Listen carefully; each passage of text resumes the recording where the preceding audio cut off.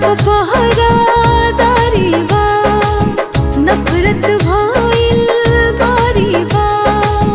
भाई भयानक रूप बधैले, हाथ में ओकरा छुरी बा। आजा आजा आजा सनम, ई मिलन जरूरी बा। आजा आजा आजा सनम, दिलवे के ई जरूरी बा।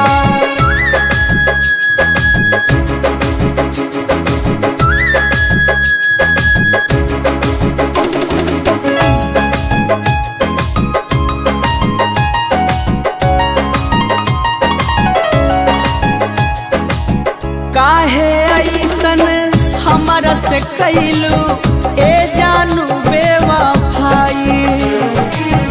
दिलवा में तोहर बसल सूरतिया, प्रीत के रीत सताई। किस्मत के हम